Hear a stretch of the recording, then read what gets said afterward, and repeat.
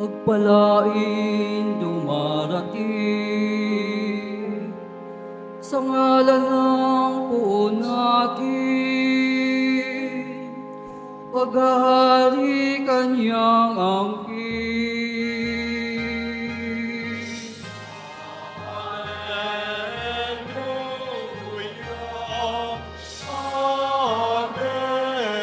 Alleluia, Alleluia,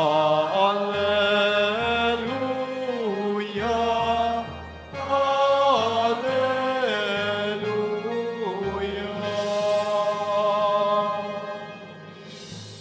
Sumainyo ang Panginoon. At sumaiyo rin. Ang mabuting balita ng Panginoon ayon kay San Lucas. Papuri sa iyo, Panginoon. Noong panahong iyon, nilibak si Jesus ng mga pinuno ng bayan. Anilay, iniligtas niya ang iba, iniligtas naman niya ngayon ang kanyang sarili. Kung siya nga ang Mesiyas, ang hinirang ng Diyos. Nilibak din siya ng mga kawal, nilapitan at inalok ng maasim na alak. Sinabi nila, kung ikaw ang hari ng mga Hudyo, iligtas mo ang iyong sarili.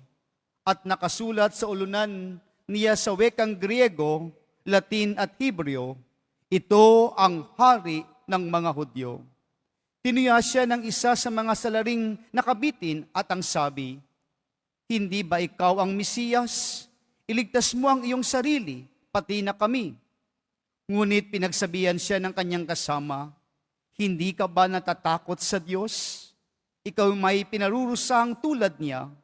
Matuwid lamang na tayo parusahan ng ganito dahil sa ating mga ginawa. Ngunit ang taong ito'y walang ginawang masama.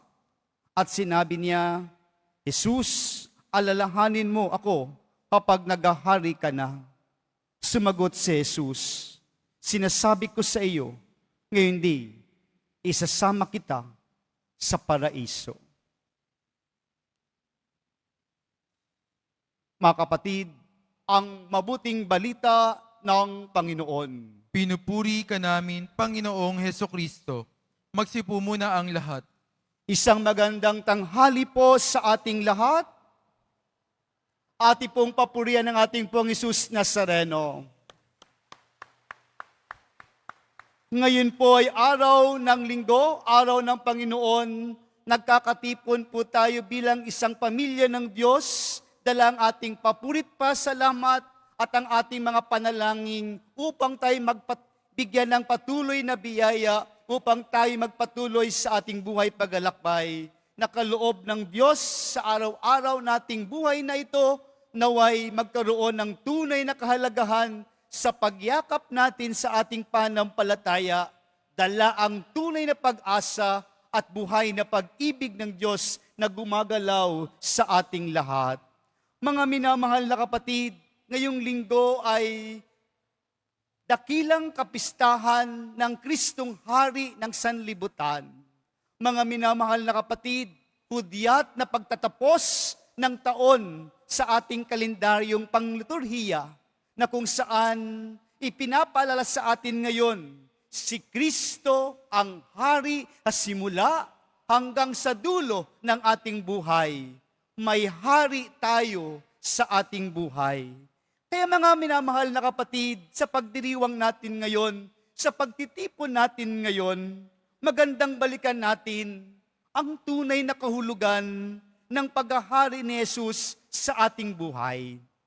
Ano nga ba talaga ang kahulugan ng paghahari ng Diyos sa ating buhay? Sa mundong ito na mayroon tayo ngayon, madalas iniuugnay ang hari sa isang kapangyarihan na taglay. Ang hari ay may isang kapangyarihan, kalakasan at karangyaan ng buhay. Ang hari dapat nakaupo sa trono, dapat may korona, at dapat may mga sundalong nagbabantay at maraming alipin.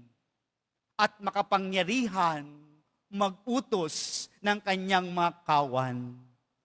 Pero mga minamahal na kapatid, sa ating ibanghelyo ngayong ating narinig, ano ang nakikita nating hari na ibinibigay sa atin ngayon. Anong klaseng hari na mayroon tayo sa ating ibanghelyong ating binasa sa kapistahan ng Kristong Hari, ang Pong Hesus Nazareno? Isang haring nakapako sa krus. Isang haring nakabayubay sa krus. May koronang tinik, hindi koronang ginto. Hindi nakaupo, kundi nakabitin, nakabayubay, nakapako. Hindi pinapalakpakan, kundi kinukutya, pinagtatawanan ng sambayanan. At may dalawang kriminal sa kaliwat kanan. Tila'y baga, kriminal ang ating Hesus Nazareno, na siyang hari ng ating buhay. Mga minamahal na kapatid, masasabi natin taong hinatulang walang pag-asa, walang karangalan at walang halaga sa lipunan. Dito ibinibigay sa atin ang malalim na pagpapakahulugan at mensahe sa ating lahat ngayon sa pagtatapos na taon ng ito na si Jesus ang hari ng ating buhay. Ibinibigay sa atin ngayon ang isang totoong haring nagliligtas, hindi haring ng aapi at dinadala tayo sa ating kapahamakan. Kung titingnan po natin sa ating kasalukuyan at mga nakaraang panahon, ang leader noon ay taglay ang kapangyarihan. Madalas, pag leader noon at ngayon, taglay ang kayabangan. Dala ang lakas ng dating ng impluwensya na kung saan hindi natin alam kung saan tayo dadalhin ng kanyang lakas na dating. At may mga leader po tayo na kung minsan tinatakot tayo, dinadala sa tayo sa takot ng buhay araw-araw. Pero ang hari ng ating buhay, dala ng ating panampalataya ay kakaiba. Si Jesus ay hari sa pamamagitan ng pag-ibig, hindi ang dahas. Kaya mga minamahal na kapatid, ito ang ating yakapin sa ating buhay. Binibigyan tayo ng hari ng ating buhay paglalakbay. Nagbibigay sa atin ng pagpapatawad, hindi ang kaguluhan. Nagbibigay sa atin ng halimbawa ng totoong sakripisyo ng buhay, hindi ang pangsariling kapakanan. Nagbibigay sa atin ng kababaang loob, hindi ang kayabangan. Ganoon ang leader, ganoon ang hari na dapat nating tingalain sa ating buhay paglalakbay. Kaya po, sa kanyang pagkabayubay sa krus, bilang hari natin, na kinikilala po natin, doon nagmumula ang kapangyarihan ng pagmamahal na walang kondisyon. Pagmamahal na walang katapusan.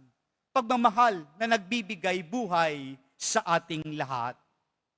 Si Kristo ang hari ng ating buhay. Mga minamahal na kapatid, sa kanyang pagkabayubay sa krus, may dalawang magnanakaw o salarin. Kung titingnan po natin, ang dalawang ito ay sumasalamin sa ating katotohanan ng buhay, dala ang ating pananampalataya. Kung babalikan po natin ang unang magnanakaw o unang salarin na nagsalita na katabi ni Jesus, tila bagay may galit sa kanya, tila bagay may panunumbat at gusto lamang gamitin si Jesus Nazareno. Ano pong sabi niya? Kung ikaw Diyos ka, iligtas mo kami. Iligtas mo ang iyong sarili. Ano pong ibig sabihin para sa atin? Tila bagay ginagamit lang ang Diyos. Ang pagkilala natin sa ating Panginoon ay paggamit lamang para sa kanyang kapakanan, sa kanyang pansariling kabutihan lamang. Gusto niyang magkaroon ng milagro para bigyan ng kahulugan na siya'y hari na taglay sa kanyang kapangyarihan. Mga minamahal na kapatid, maraming beses ganito ang ating pananampalataya. Kahit tayo lumalapit sa Kanya, hindi pa rin buo ang ating pagtitiwala at pagbibigay sa Kanya ng ating sarili at pagyakap bilang hari ng ating buhay, na kung minsan lumalapit lamang tayo sa Kanya kung tayo ay may kailangan. Lumalapit tayo sa Kanya upang matugunan ang ating mga problema. Lumalapit tayo sa Kanya upang masagot ang hinaharap nating mga pagsubok sa buhay. Kapag wala ang mga ito, tila bagay nakakalimot tayo na ang Diyos ang hari ng ating buhay. Diyos ang may-ari ng buhay natin. Yun yung unang salarin. At ang pangalawang salarin na nakakatabi ni Jesus habang siya nakabayubay, tila bagay nagpapakumbaba. Tila bagay hindi nagmamalinis sa kanyang ginawang kasalanan. Hindi siya nagdadahilan. Alam niya ang kanyang buhay. Alam niya ang kanyang kamalian. Inaamin niya ang kanyang pagkakamali. Kaya anong sinabi niya sa ating pong Jesus Nazareno? Jesus, alalahanin mo ako pag naghahari ka na. Nakilala ng pangalawang salarin, si Jesus taglay ang kaharian. Anong tagon ni Jesus sa kanya? Mga minamahal na kapatid, ngayon di, isasama kita sa paraiso.